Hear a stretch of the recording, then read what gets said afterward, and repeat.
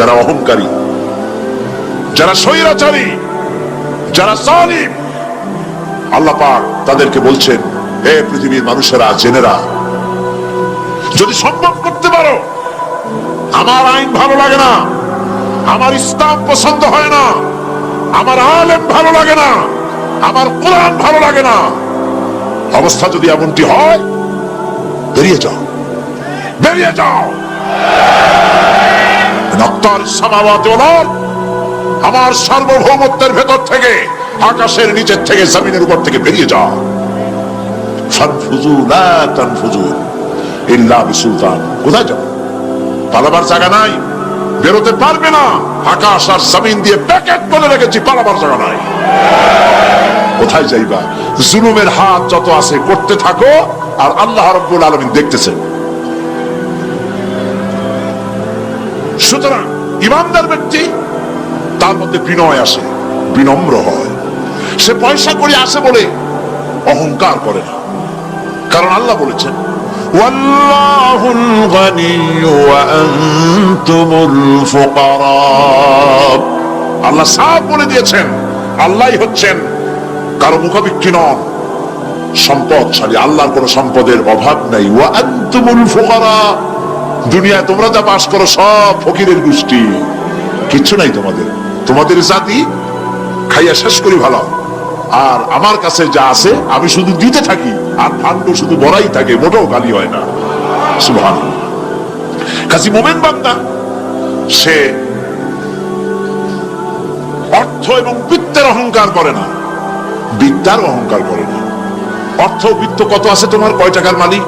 আল্লাহ যদি ইচ্ছে করেন, ব্রেনের ভিতরে যদি টিউমার ঢুকায় দেন, ব্রেনের একটা নার্ভ আর একটা নার্ভের সাথে জড়াই দেবেন, জায়গা হবে কোথায়? হেমায়তপুর। হেমায়তপুর কোথায়? কাছেই, পাবনা।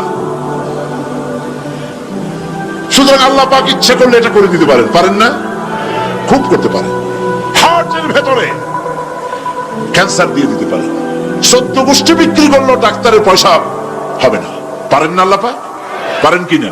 পারেন। সেই জন্য যত বড় ধনী হোক, পয়সার মানি হোক, আল্লাহর উপর ঈমান আনলে বলে যে গুণটা হয়, সে অহংকারী হয় না, বিনয়ী হয়।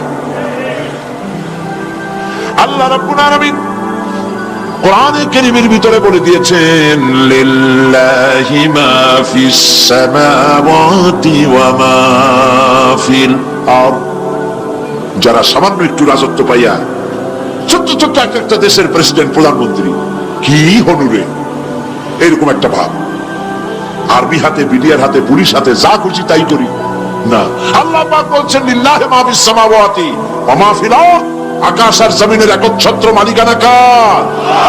চিল্লায় বলুন, আল্লাহ পাকের। সুতরাং তুমি মাপবারি করে কদ্দূর পারবা? বেশি দূর যেতে পারবে না। গ্রামে গোয়াল আছে, গরু রাখে যে জায়গায়, ওই জায়গাটার নাম কি? গোয়াল। গভীর রাত্রে গরুর মালিক শুনতে পাচ্ছে গোয়াল ঘরে খুব শব্দ হচ্ছে। রাখালকে ডেকে বলছে, দেখ তো কি, কিসের শব্দ? ওই যে দেখে এসে জবাব দিচ্ছে যে গোয়ালে যে ষাটটার শিং মোটা, তার গুতার চোটে ওই গোয়ালের মধ্যে যত গরু আছে কেউ টিকতে পারতেছে না, খালি গুতাইতেছে সমানে। মালিক কয় যে দীর্ঘদিন থেকে দেখতেছি এটার গুতার চোটে সমস্ত গরুগুলি অস্থির হয়ে যাচ্ছে, যা একটা মোটা দড়ি দিয়া, খাট্ট একটা দড়ি দিয়া খুঁটির সাথে জড়াই বাঁধতে রাখ গলাটারে। মোটা একটা দড়ি দিয়া গলার সাথে, খুঁটির সাথে যদি বাঁধতে দেয়, এরপরে খালি ফোঁস করতে পারবে, গুতাইতে আর পারবে না। ঠিক অনুরূপ ভাবে কোন জনপদ থেকে, কোন দেশ থেকে যখন দেশের মানুষেরা, যখন দেশের নিরস্ত্র মানুষেরা, গরিব মানুষেরা যখন আল্লাহর দরবারে গভীর রাত্রে ফরিয়াদ তোলে, আল্লাহ, জুলুমে অত্যাচারে জর্জরিত হয়ে গেলাম, মার খেতে খেতে শেষ হয়ে গেলাম, অত্যাচারে অত্যাচারিত হচ্ছি, চিৎকার মারতে থাকে, আল্লাহ পাক তখন তার নজর দিয়ে দেখেন। আল্লাহ তো দেখতেই থাকেন সব সময়ের জন্য। আল্লাহ পাক কার কারণে এগুলি হচ্ছে, আল্লাহ পাক টের পান।